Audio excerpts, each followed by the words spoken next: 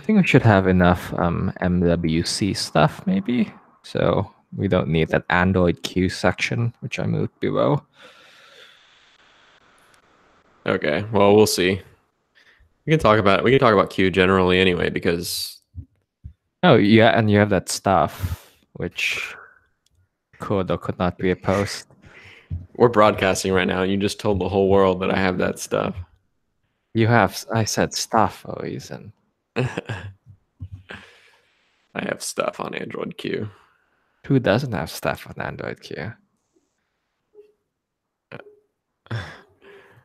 I would hope most people. I would hope that this is kind of unique to us. I would hope that it's unique, the fact that we have stuff. Yes, but it's okay if we don't. We're not full of ourselves. No, it's okay. we're not. It's where we know our place in the industry.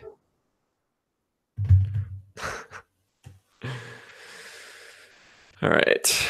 Okay. MWC show.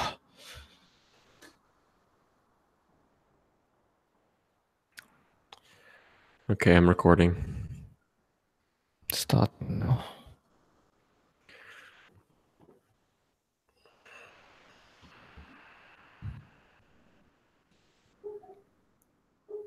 So Barking? this week, Sorry. oh, Barking? you just botched my entry.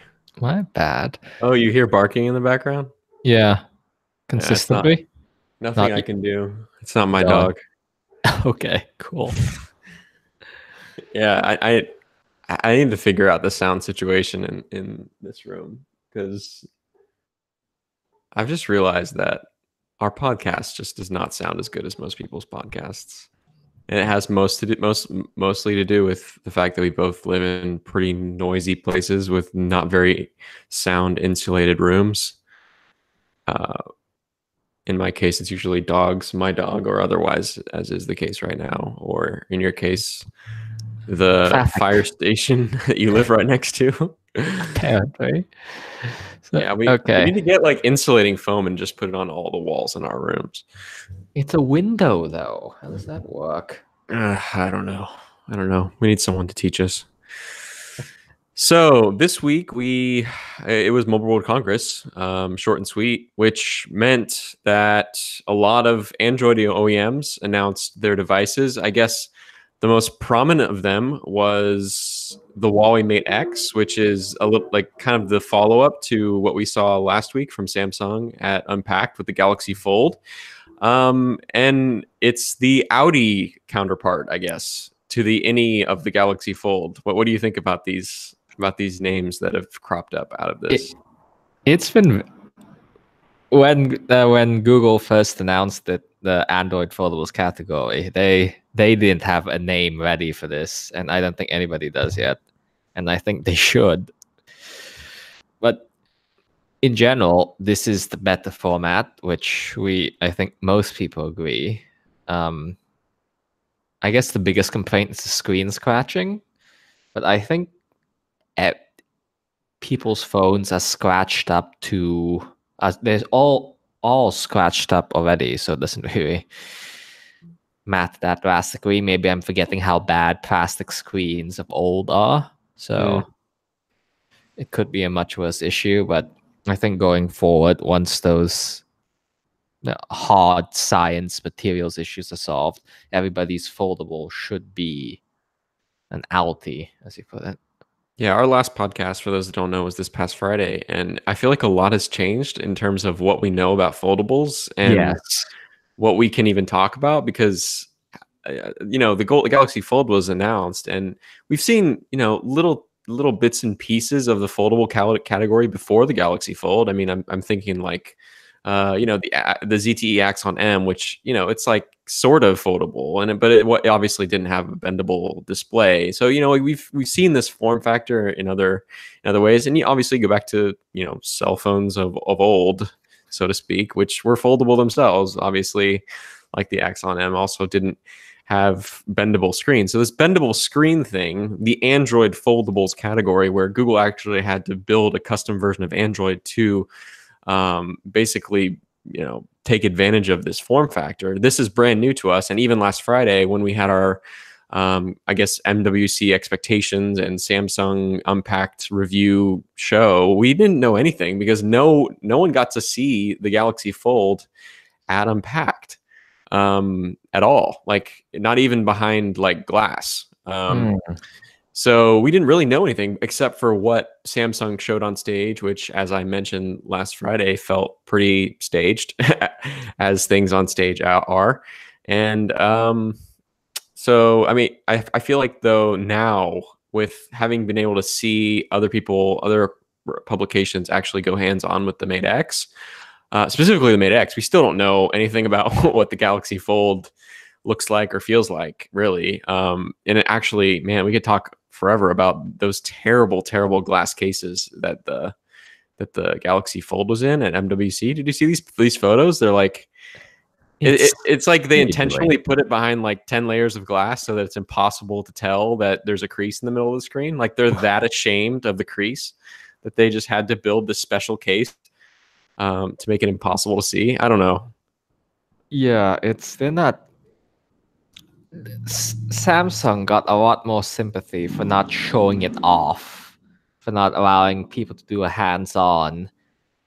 But then MWC happened, and Huawei was ready to look at it, touch it, have way more transparency with the device, with a better device, mind you, technologically.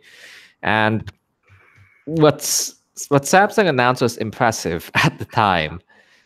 But now it's not the best technology. Again, like they did a lot technologically, Samsung, to get to the Galaxy Fold, but we have this Mate X, which looks thinner, which looks much sleeker, that doesn't have that ridiculous front display with, I don't know, an inch thick bezels a top and below, and they kind of lost the goodwill, the advantage. Yeah, I don't know. I mean, there's pros and cons to both. I mean, like you were mentioning, the fact that these plastic screens is like kind of starting at square one again with smartphone screens, and we don't know what that looks like. I mean, even the Fold itself, and talking about the Mate X, by the way, the Fold itself, we don't know how that's going to wear over time. We don't know how that crease is going to get worse and worse over time. It seems like they're starting from a place of vulnerability, or like kind of like they're starting with a product that's already very, very, vulnerable to lots of issues. Like you were saying, like just the actual components and the quality. And so I think I think that the Mate X has the pros of being kind of like what seems to be a sleeker form factor, and and also we mentioned how the Galaxy Fold, when it's folded over, kind of leaves that crease or that like space in between, because the display has to fold over and it can't go past a certain radius, and so it has that gap inside, whereas the Mate X doesn't have that problem. So I think the Galaxy Fold, to be fair, has some advantages. The other obvious advantage being that main gorgeous display on the inside is not going to get scratched as easily as the one on the Mate X will be. But yeah, that's just my 2 cents on it. I don't really see. I mean, it sounds like to you, it sounds like your viewpoint is that the Mate X just like lapped the Galaxy Fold, or just overtook it, and I feel like it didn't really. I feel like they're they both have trade-offs at this stage. I don't know if one is obviously better than the other to me. I mean, for multiple reasons. One reason being we still don't know a lot about them, but we're discussing these very theoretically. For sure. But yeah, one more point. From an efficiency standpoint, doesn't it make more sense just to have one display rather than two? That's like my big reason why I prefer the Mate X, even beyond the design. Isn't it better to have one camera that you can flip around back and front for the front-facing video calls and main camera, rather than having 6? That's another reason why I think that the Alti display, the Alti form factor is just so much more efficient. Yeah, I mean, I can see that. I definitely see the pros to it, and that makes a lot of sense. And I think that the small screen on the Galaxy Fold right now looks really dorky too. Yeah. So, because I mean, ideally, and this kind of came up actually today when I was writing about the supposed Motorola foldable that's on its way, right around the bend. I think one of the guys from Motorola said something about they're working on a Z form factor where it's like it's like a triple, like a double hinge design to where it kind of like folds in on itself with only one screen, but like only 1/3 of the display is actually exposed, which Yeah. that's probably a year or two away before we see early versions of that. But that sounds like the best of both worlds, because with the Audi you have the displays exposed, which is not ideal. With the Innie, you have to have a second display on the outside for quick access to smartphone stuff. So yeah, I agree with you that having the single outer display as of right now seems better, as long as materials wise, the Mate X isn't super vulnerable to being destroyed in like a week, which would be a shame for a device that's $2,600. Yes, it's more expensive. I'm surprised because Samsung set the bar really high to be shocked to get sticker shock, and here comes Huawei. Yeah, no, actually, I thought about this today too. Whenever that rumor came out last month, or I guess report from the Wall Street Journal about Moto working on its foldable phone, and this was right after the patent of the Razor-looking foldable. The rumored price tag was $1,500, and to me, I thought, wow, that's kind of crazy. But now, now that we've seen the Galaxy Fold and the Mate X, the $1,500 Razr foldable seems like, I don't know, it seems like a really good deal. Yeah. Do you want to touch on about the Moto for a few seconds? Yeah, I mean that's pretty much all there is. Basically, I don't know what his name is. One of the product managers, I think, at Motorola. I'm trying to find the story right now, actually. Yeah, he's the VP of global product at Motorola, and he basically gave an interview with Engadget this week at ML World Congress, and basically confirmed the Wall Street Journal report, saying that yeah, I mean they've been working on foldable phones, and actually, I think we mentioned this on the show a few weeks ago. We remember Moto showing off. Were you there that day? I was not. Okay, Just that's you. right. It was just me. Well, at what was that called? Lenovo Tech World in Yes. 2015, I think. Motorola showed off, or I guess Lenovo showed off some early foldable prototypes, which were pretty terrible. But yeah, we've known that they've been working on foldable stuff for a long time, and they basically confirmed that to Engadget and added that. I guess the juicy bit here is they kind of confirmed that they think that putting the display on the outside is not ideal because of the obvious implications of damaging the soft plastic. So they're on the Innie. It seems like they're on the Innie side of the argument. And I guess the juicy part of the story was that they're not going to their plan is not to be that far, quote unquote. They have no intention of coming later than everyone else to the market, which they are later already, because now Samsung and Huawei have both announced their entries. But it seems like the Wall Street Journal report originally said that Motorola's entry was going to come sometime before the end of February, potentially, which that was Wall Street Journal positing, I guess, that Mobile World Congress was a possibility here, which it seems like it might have been. But it looks like, I mean, obviously, Mobile World Congress is over now, and it's going to be over soon. And we didn't see that. So maybe we'll see another summer announcement. Maybe we'll see another Lenovo Tech World or something like that. They do need a flagship in general. This foldable phone is not going to be their consumer flagship, but they need something inspiring, I think. I guess the Moto Z is kind of sputtered, it seems like. Oh, don't get me started on how they should have just kept iterating on the first generation Moto Z on thinness, because that was something people understood and would have actually wanted, but I digress. Anyways, this Moto foldable, from the patent, it doesn't seem like there's like a front display. Is there? Is there going to be a second display, or are they, even if it's tiny? Again, it's just a patent drawing, but I'm curious how they're going to do that. Whether Yeah, I don't know how to take this patent at all because it doesn't look.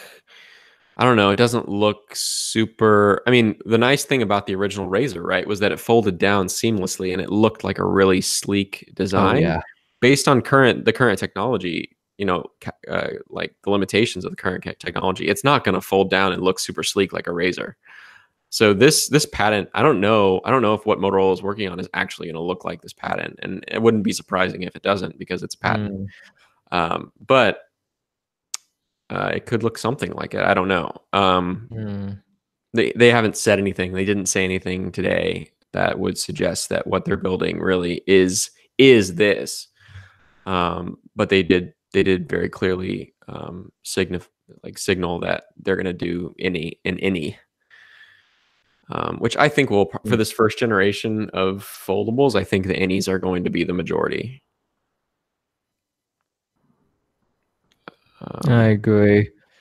Yeah.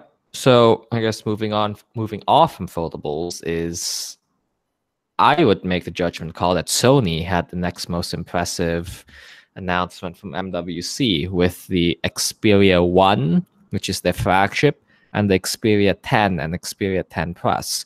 So big feature, 21:9 4K HDR OLED display. It is a very tall phone with an equally tall bezel just above it. It looks really cool. It's again, it's coming from Sony. It's that the skin is mostly sticks to stock Android. It's technologically impressive, design wise. It's different. It's not a notch. It's not a hole punch, and I really like how it looks, and that Sony is willing to do something quite different. And physically, it'll definitely stand out to people seeing these phones if it ever makes a major impact in US carriers. But who knows about that?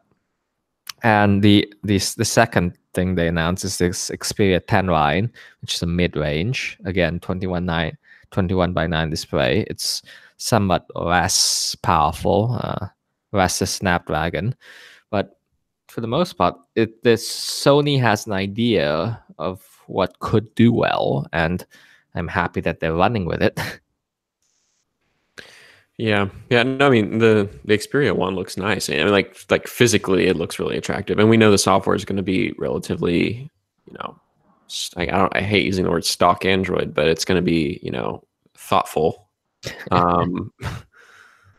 And so, yeah, I mean, the Xperia 1 looks nice. I just have a hard time at this point. I mean, if you just look at the smartphone market in the US, it's gotten to the point where there really only are three players, in my opinion, or like three players that matter, and they're Apple, Samsung, and Google.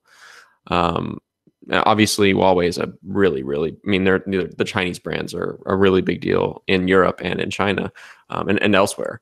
But in the US, it's hard for me to even think about these phones. I've kind of gotten to the point, and maybe this is just me, but I've kind of gotten to the point where I'm starting to, this is very different from even 4 years ago. I'm starting to tune out the LG. Like even a year or two ago, I would have thought like, oh, get me an LG G6 like review unit. Actually, I did have a G6 review unit. Like, I want to see this phone. Like, it's going to be sold at the AT&T store or whatever. Like it actually mattered to the US market.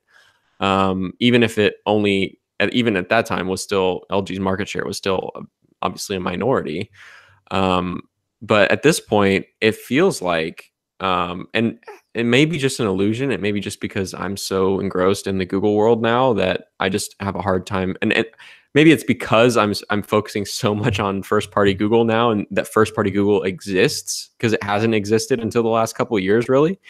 That I'm starting to like not even pay attention to these announcements. Like the G8 just felt like, I don't know. Like, I mean, it just felt like, like just not significant, and a lot of really gimmicky features, and just like, just another.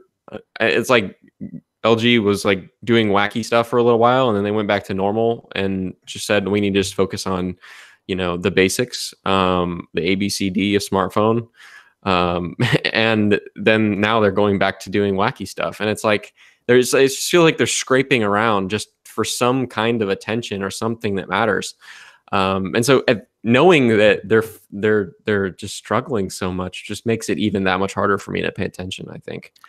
And Sony's even worse than that, because Sony's like, they're like what they're probably like less than a percentage of the US market, in terms of smartphone install base. So I don't know, like it's cool. Like, yeah, this phone looks nice. The pictures look nice, but does this phone matter? Like, how much does this phone really matter in the grand scheme of things? And how many people even listening to this podcast, or even listening to the most important or huge podcasts out there, covering Android and Google, are actually going to buy this phone? Not many people, I think. So yeah, talking about gimmicky and LG. So the LG, the LG, talk all day about gimmicky and LG. The LG G8 Thin Q, which is a very important thing, though I actively try to never include that in posts. Anyways, the gimmicky feature of this phone, well, it has a time of flight sensor, which is what Apple uses for Face ID, and which something that all the Android vendors going forward appears to be using. So to do actual secure face unlock, that's more advanced than like looking at an image and seeing if it matches. Anyways, LG is doing that. They are having security features based on this time of flight front-facing sensor, but they are also using it to identify your palm. What is it? Hand ID is what they called it.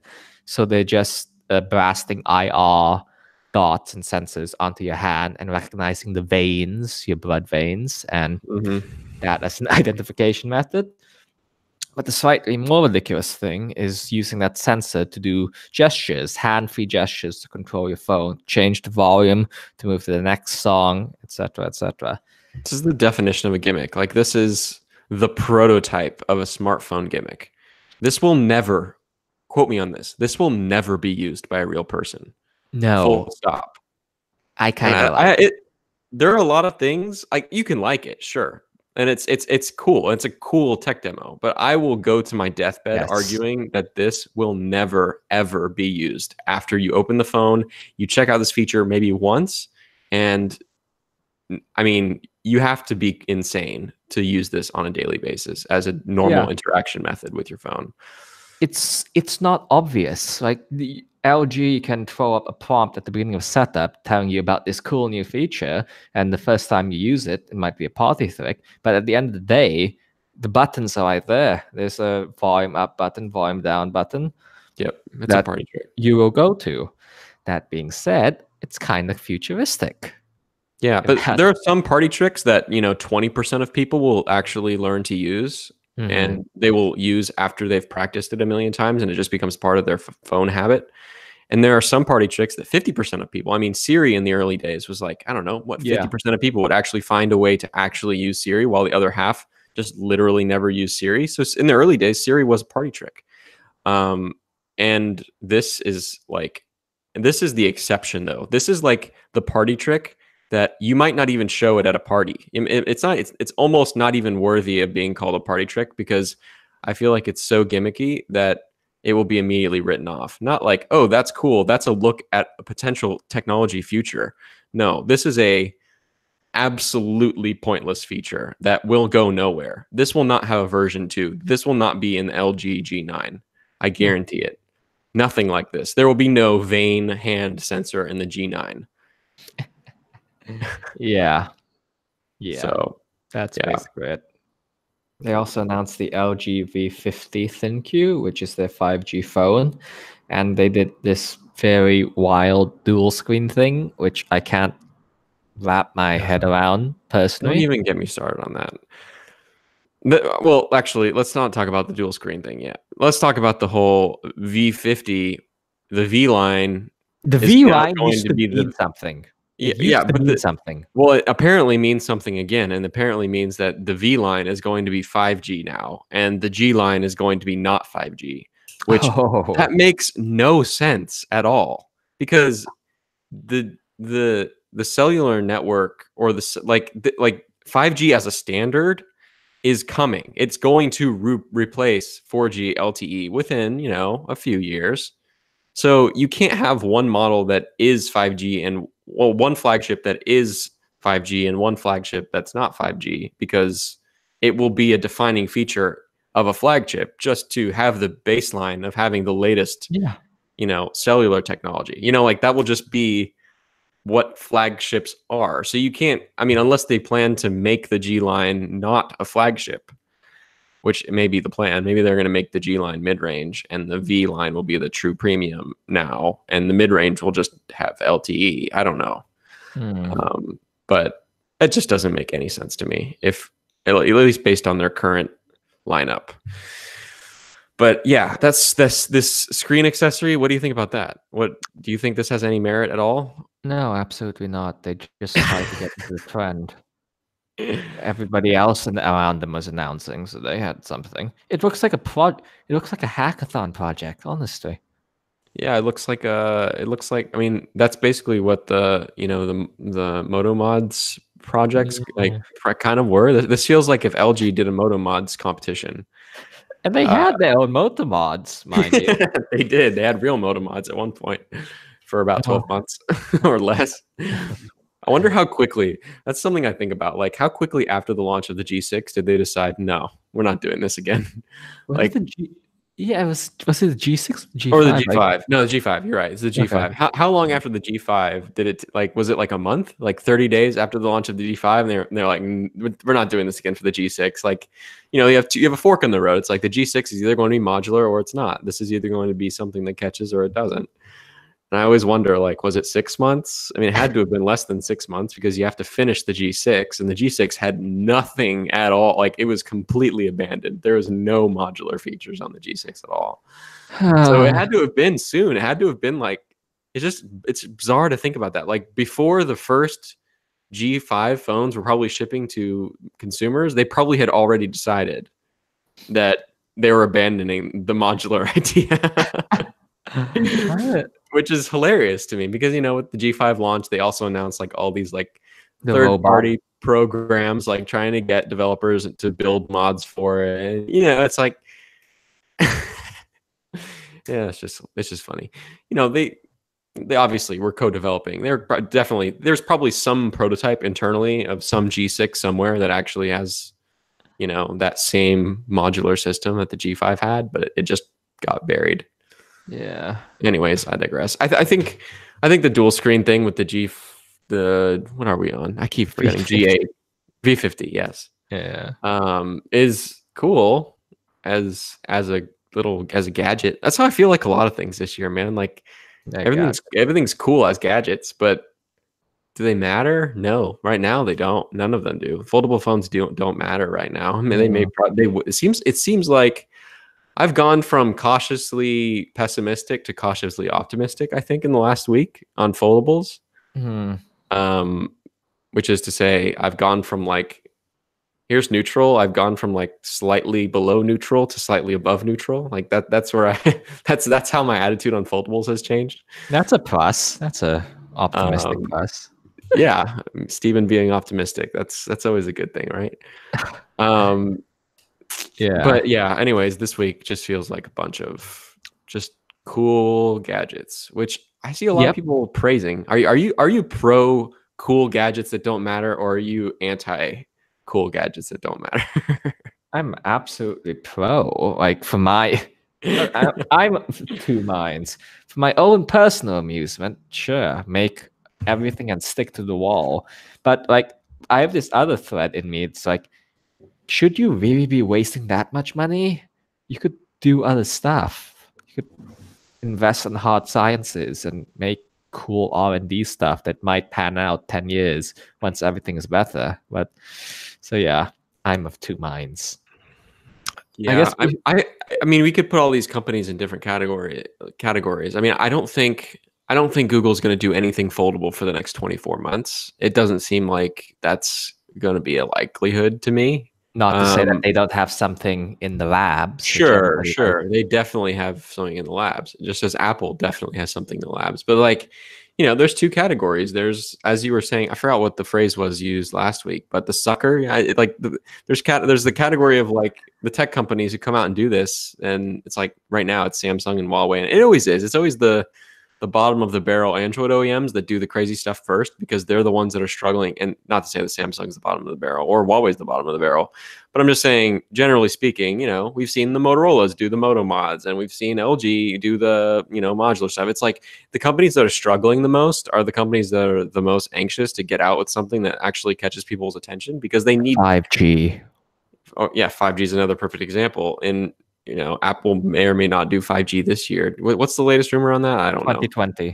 2020. So yeah, they're not doing 5G this year. They're not doing 5G until late next year. And so yeah, like these companies are the first out to do these crazy experiments, and they're in one category, and the other category is these companies that don't need to. You know, Apple doesn't need to. They don't need to be the first out with a 5G phone. Their iPhone 11 is not going to sell any worse this year because it doesn't have 5G. I don't think. I don't think that will move the mark or move the mark on iPhone 11 sales at all. Same with Google. I don't think that the Google Pixel 4. It's crazy that we're already talking about the Google Pixel 4, but I don't think Google needs to do any of these crazy experiments. They can just put millions and millions of dollars in their marketing muscle and advertise 3 times on the Super Bowl and you know do this Oscars ad that they did. Was it Grammys? I can never keep this. Was it Grammys or the Oscar? But both. Yeah, they do ads for all these. But what my bigger point is, Google doesn't need to do this. I don't think they will do it. And I tend to just personally, I like the companies that don't do these early experiments that don't matter because I much prefer the first version of that technology that I own personally, just speaking as a technology consumer. Like I prefer that version, that first version of something that I own to be the version that has already learned from Samsung doing stupid stuff for like 2 years, if that makes sense. So I'm excited to see what Google's Foldable looks like in 2021. And that's when I will probably start to say positive things about foldables. But until then, I'm not really like, I don't know, but maybe this is just me, but the techie guy in me doesn't get that excited by these early experiments. And I know that I'm the minority, but that's just how I feel. Yeah. And I know that you're probably you're like the opposite in that way, aren't you? It depends. It depends on the context. But I guess to that, oh, I had this good transition when you were talking about gimmicks. So I was going to say, can I interest you in 5 cameras on the phone? The Nokia 9 PureView. Yes, the storied PureView brand when they had that 42 megapixel thing. It wasn't even running Android. What was it running? Migo? What's that thing called? Migo? I can't remember. It might even be S60 anyways. So cameras, Nokia had a long, well, I wouldn't say long running, but they had a tradition of doing good camera stuff in mobile cameras before everybody else got good at it. And I guess the clear trend line with Nokia is that they're just pushing the technology really hard. 42 megapixels on the phone, not 5 cameras on the phone. And I guess from the most, it looks cool. It physically looks cool to have it laid out in as a hexagonal pattern. And the early reviews somewhat say that it's still a slow experience, but of course it's not. The early hands-on say the processing is somewhat slow, and I'm sure it'll get tuned down. But is this really the right camera approach? Just stick on more hardware to capture more light? Of course, it doesn't hurt, but I guess what Google is doing has clearly shown that that algorithms and technology can go a long way. Yeah. Why stop at 5? Let's just do like 20 and see what that could do with AI in the mix. I don't know. Yeah. But yeah, that was Nokia's flagship, so to speak. But in terms of this MWC discussion, I would have honestly put Nokia in front of talking about LG in terms of a company that's doing more interesting things. So the most interesting part about Nokia is the Android One, how they're strict observers of that, and they had these Nokia 3.2, Nokia 4.2 phones, which are just one of the mill Android ones with an interesting assistant button, which we'll talk more about after this. But Nokia is an example of somebody doing something interesting in the Android space. Yeah, too bad they're in that like 10% of the market that's just other. Yeah. And what happens when Google enters the mid-range is the big question there. Yeah, we don't know, and we don't know when that's happening either. Or I mean, I feel like if it was happening, I don't know. Like David's report said this spring, and it's just like we're about to enter spring. Yeah, we're about to enter spring, but I feel like we would know more by now if it was. Yeah, it seemed like I don't know. I mean, I know we've seen them leak, and I know they're not flagships, so they don't have that attention that the main line has, but it feels like it's been quiet for something that's potentially launching in a month or two. If we're using spring, and if it's going to be a US launch on Verizon, which is a pretty big deal. It is. It just seems pretty quiet to me, especially since they're Pixels, and Pixels seem to be like the hype machine of the tech internet. Yeah. The tech news cycle. And so yeah, it'll be interesting to see how the market share of all these companies like gets shifted around when Google enters the sub 500 realm, because that's what's key. I mean, Motorola is at like 6%, I think, right now, and that's all sub $500 almost entirely.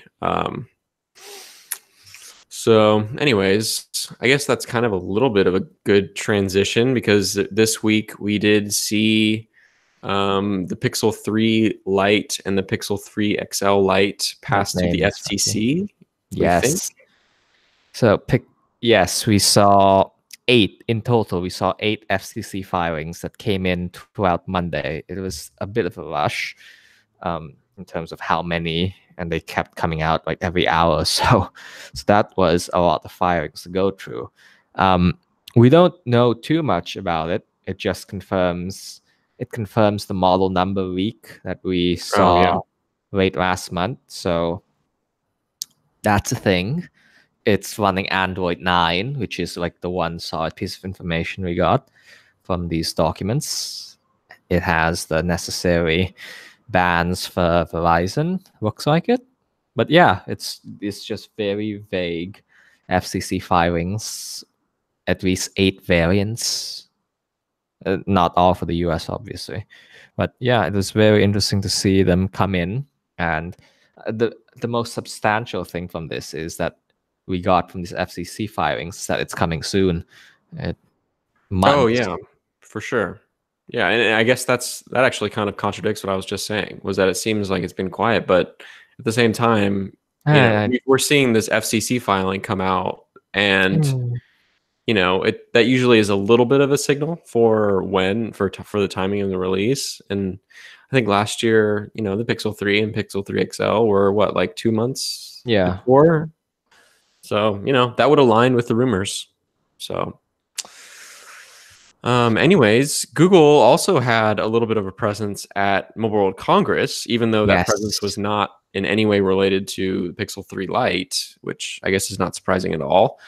I guess the most important announcement, and maybe you agree with me, is that the Google Assistant is coming to Messages. Yes.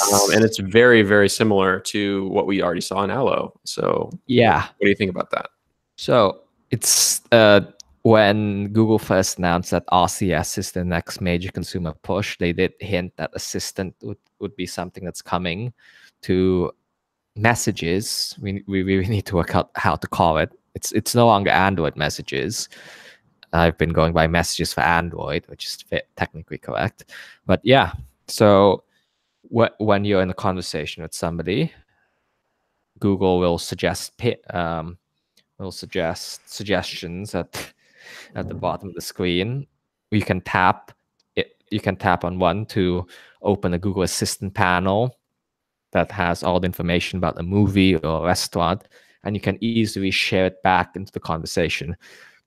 Google shared a GIF. This is according to them, the timeline is months for all English users around the world. It just seems like quite a while.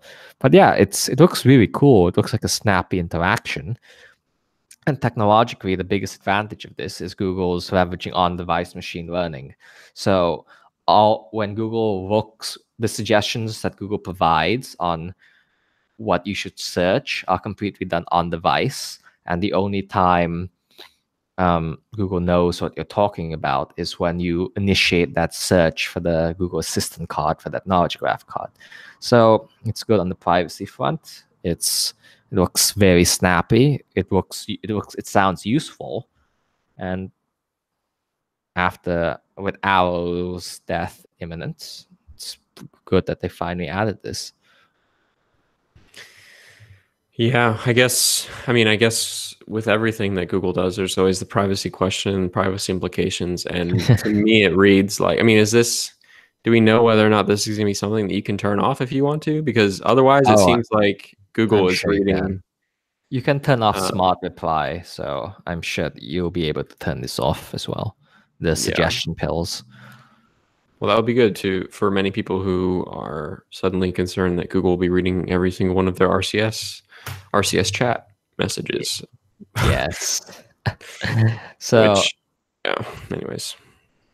Yeah. So messages, that was their flagship announcement. They have another slew of minor ones.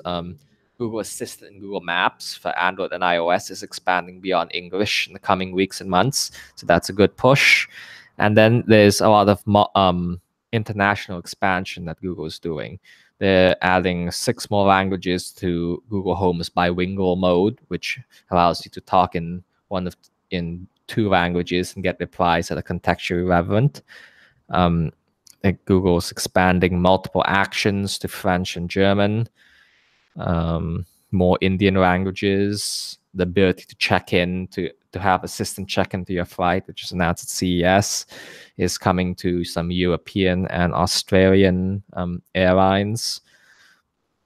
But the other big addition is this Google Assistant button. LG had it last year on the G7 and V35, but Google seems to be really pushing this. And personally, this took me by surprise. It's going to be on the Nokia, the 3.2 and 4.2. It's going to be on Xiaomi's flagships. It's, of course, on LG's new phones. Google also named TCL. So this is going to be a really big push, which I didn't really expect. I'm not sure about you, but we, of course, had on the Pixel 3 with Active Edge. But this idea, Google's really pushing to make it so much more easier to launch Assistant and to use Assistant. And I didn't see this coming. Yeah, no, I mean, I didn't see it coming, but I don't see most things coming sometimes. I don't know. I really appreciate Active Edge, and I think it works really, really well in the Pixel. And I presume that is probably intellectual property that Google picked up via HTC. And so it's probably just, it's probably technology that a lot of these other makers might have thought about doing, but they might be restricted from doing it for that reason. In which case, doing a button is the obvious alternative. And easier, probably. Much easier. Yeah, it's less complicated for the end user, I think. And honestly, I would prefer. I'm not sure. I really like Active Edge, but if Google said you can have a button or you can have Active Edge, I would probably say bring on the button. Yeah, same. Nokia is doing something really cool with the button. It doubles as a notification light. So there's like a ring of lighting around the button, and it flashes when you have notifications. I think that's really clever compared to even an always on display or a dedicated notification light.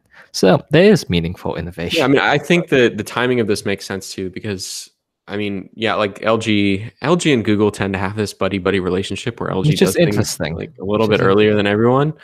And I think that goes back many, many years. You can think about, Nexus 5 and all the other like things at Google. LG, I mean, LG Watch Style and LG Watch Sport were another special made with our friends at Google, which seemed like made with our friends at Google was going to be codename for like a new kind of category of hardware partnerships. But then we haven't really seen that branding. That branding kind of fizzled out, it seems like. Yeah. For whatever reason. But yeah, I think the timing of this makes sense because what I was trying to say was that Assistant has had a lot of time to mature, in the last couple of years. And the version of Assistant that is now a button away, right? Like making the commitment of making this feature attached to a physical button on the OEM's part is a big commitment. And the Assistant, like the OEM seeing how widespread and how well used the Assistant is in general across all categories, was probably a factor in that, like OEMs agreeing to do this. And also just Assistant has obviously, I mean, it seems like every other week there's new Assistant features, minor or major. So it's, you know, like it's as a platform, it's been built out a lot over the last couple of years. And so it would make sense that now OEMs are starting to see that, oh, like this makes our product better. You know, so, and obviously they've had Assistant for a long time, but you know, the commitment has been only in software. Committing to a dedicated hardware button is a whole other level. Yeah, and also it also means that they can have worse microphones. They don't have to have always on microphones if you have a button right there. So that's true. It's true. Somewhat easier.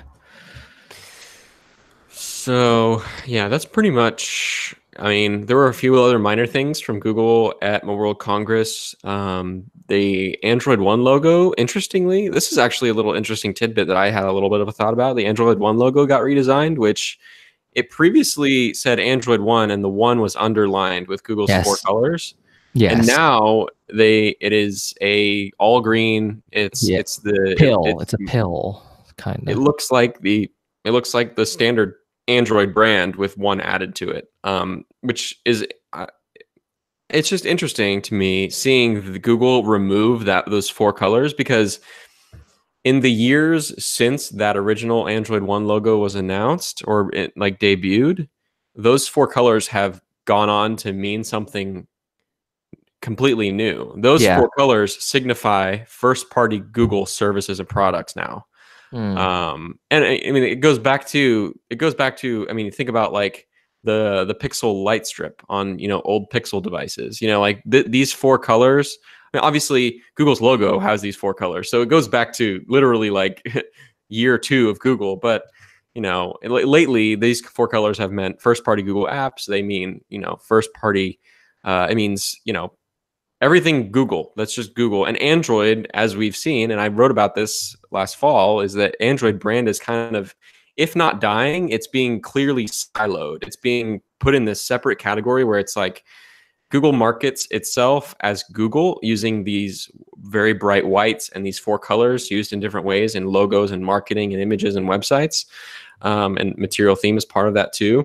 And then Android is on this, it's like put in this separate category, and it's still marketed. I mean, Google at Mobile World Congress this year did they did the pin giveaways, and, you know, the Android robots are still, you know, on display for you to take your selfie with. And so Android as a brand doesn't seem to be gone, but Google's making this clear distinction between what's Google and what's Android. And to me, that's the bigger picture behind what seems to be a minor logo revamp. Is that kind of how you?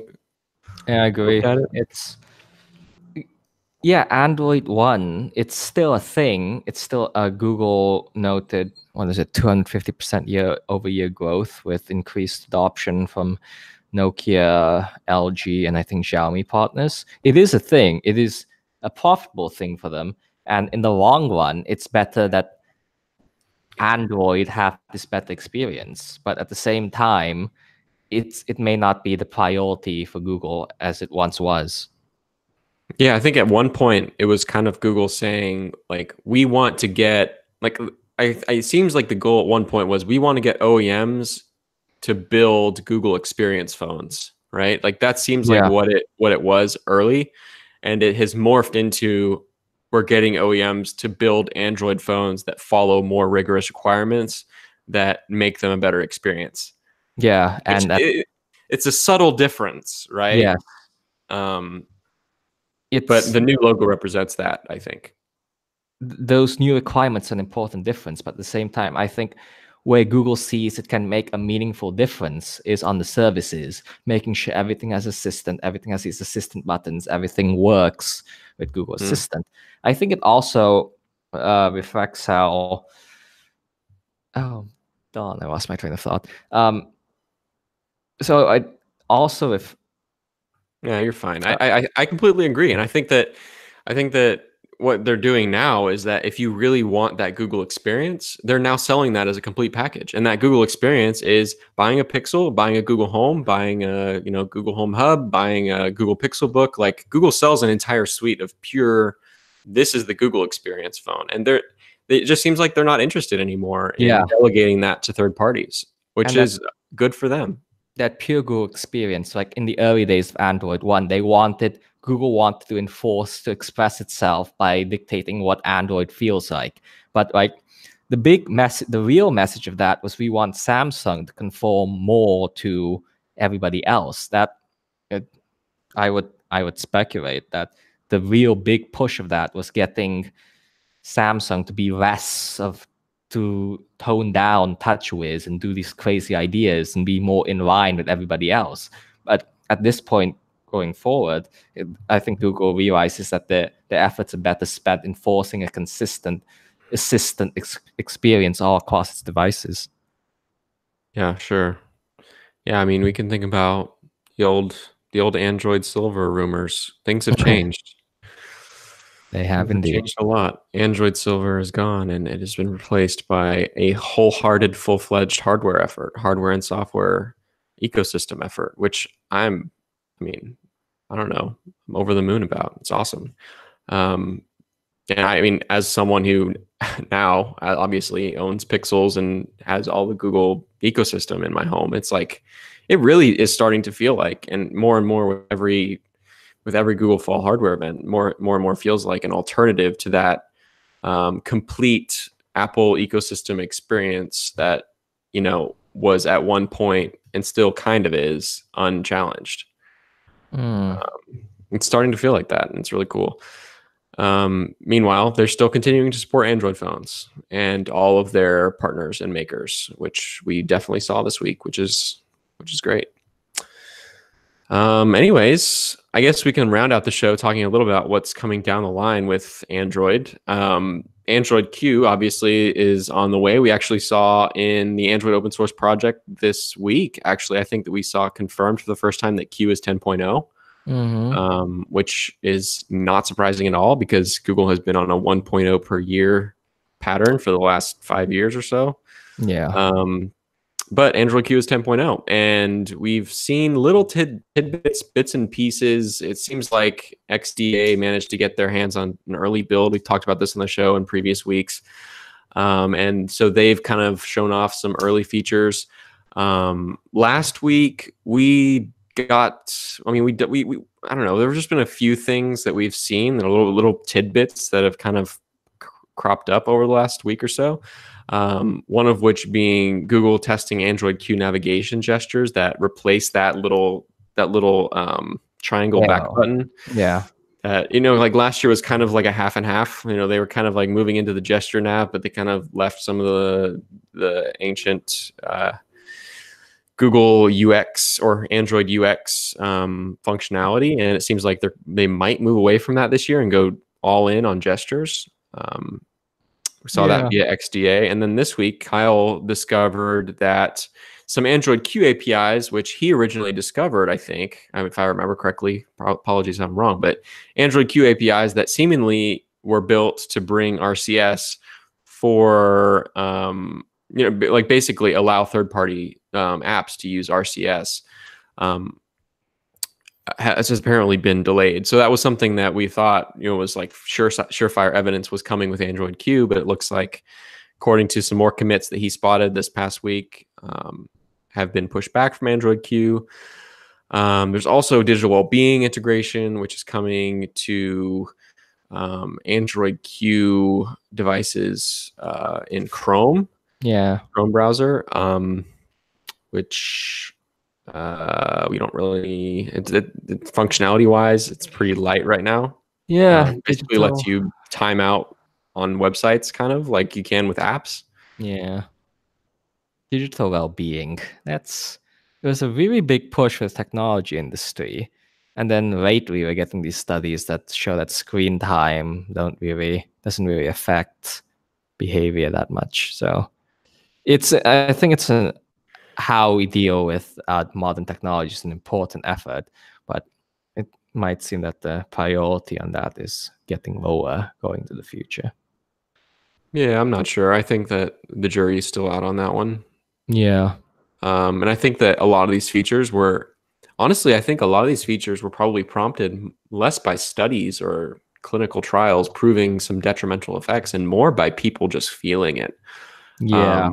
People just feeling attached or feeling dependent on, like, kind of like feeling dependent on their phones like a drug. You know, it's like, I think a lot of people just realized how that just doesn't feel good to them personally. And so I think these features were kind of built, one, kind of in the long term as a hedge against potential issues that may come up later. It's good to have this groundwork laid if some real issues do come up later. At least that's kind of how I view it. But also, I just think a lot of people wanted this stuff. I do, and I use it across all my devices. It would be nice, like I said last year, it would be nice if all of it was unified experience across everything. But I like it. I want it.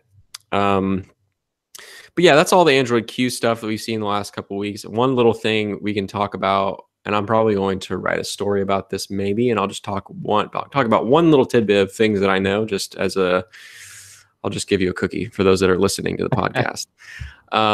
Apparently, Google is actively testing a feature, and I'll write a whole story about this. So I hope this doesn't get reblogged without the full context around it. But apparently, Google is working on a feature that is basically a theming platform for Android, which I don't know if it's actually coming with Android Q, but this is a feature that really exists. It really is running on internal devices. It's a real thing that Google's working on, and it basically lets you theme every aspect of the operating system. As far as I heard, you could do things like change the color of the notification window, or like the notification drop down. You could change the colors of like the volume toggle, like pop up that appears on the Pixel. It seems like this was built specifically for Pixel devices, because I think it's kind of the theming system is built in dependent on the way Google has built Material Theme into the Google, the Google experience. Is that what it's called? The Google experience? There's no name. We got to give it a name if it doesn't have a name. Anyway, we don't have any way to refer to this other than calling it stock Android, which is just not accurate at all. Pixel experience, probably. Pixel experience. So yeah, that's just something that we know is in the works. Don't want to really share anything more than that as of right now, but Android Q is looking interesting, and dark mode system wide is going to be a thing. Seems like that's like a surefire step. What's up? What did you say? And that's like the first step, really, to more. Oh yeah, yeah. They have to lay the groundwork first. So yeah, that's your little cookie for the week. I'll have more details on that and some other things, some other little tidbits I've heard about what's coming with Android Q. Actually, we're probably only a couple weeks away from the first developer preview, so that won't have a lot of these kind of user-facing pixely things that we usually see later in the fall, but it will give us our first, or I guess our second, since XDA leaked that build already, our second look at Android Q and what it looks like in its earliest form. So stay tuned for that. Anything else, really? I mean, Google Duo for Web rolled out this week, which is a pretty big deal. Confirming our report from last month, almost exactly a month later, like 30 days exactly. Google Fi expanded its deal with Sprint to. My phone keeps blowing up every time I say Google. It's apparently going to offer, Google Fi is going to offer 5G via Sprint, which is an interesting little tidbit that came out of Mobile World Congress this week. Doesn't really mean anything right now. Nope. Neither does anything with 5G related to it. And there are a whole slew of app updates. You want to give us the skinny on that? Yeah. So we saw the Google Material theme for Gmail on iOS. We saw the Google Voice on the web get the Google Material theme tweaks as well. And lastly, we saw it on Google Docs, Sheets, and Slide homepages on the web just last night. My personal favorite app update, it's not really Google, it's from Slack, fixing their purple app icon with a white background. That, yes, might be boring because every other app adopts a white background these days, but it was so much better than the purple one in terms of visibility. It looks, I mean, have you seen the new icon compared to the Google Photos icon? It is. It's right next to each other for me. They're identical. Like, you just rotate the Google Photos icon 90 degrees and you have the Slack icon. Now that it's white, at least. When it was purple, at least it had that, but now it's white background and it looks exactly like Google Photos. And honestly, like the Google Photos icon, the colors are darker, but when Google updates that icon, it's definitely going to be lighter shades and it's going to look identical. Probably. Yeah, that's right. The Google Photos icon's been around a long time. It's in need of an update. Forgot about that. Probably a bit more rounded. Like I said, colors lighter, less sharp. Anyways, it'll be the same icon. Yeah, all these icons that Google's doing. I think about like the Google Fi one, the new Google Fi one. It just looks like they opened up like Photoshop and they made like, I don't know, like a 10 pixel perfect diameter, and then it shows 4 colors and just drew lines. You know how in Photoshop you can like hold shift and you can just click and then click another spot and it'll make like a perfect little cylinder. It's like they did that with every icon. The Google One icon, just 4 colors, and it's like, I mean, they're nice, but man, they look lazy to me. Yeah, they do. They kind of do. All right. Well, I think that's pretty much it for the week. Actually, I mean, it's only been like 4 days since we had our last show, so I'm actually surprised we got through this show having as much to talk about as we did. Oh yeah, Sunday was a bunch. Yeah. So yeah, I guess we'll see you again next week. On Wednesday afternoon, you can tune into Alphabet Scoop here every week. We record this podcast every Wednesday and publish every Thursday morning on all your favorite podcasting platforms, such as Google Podcasts, Google Play, Pocket Casts, iTunes, and Apple Podcasts. And you can also listen directly over at 95google.com. Thanks for tuning in as always, and thanks to Abner for joining me, and we'll see you next week. Bye. Bye.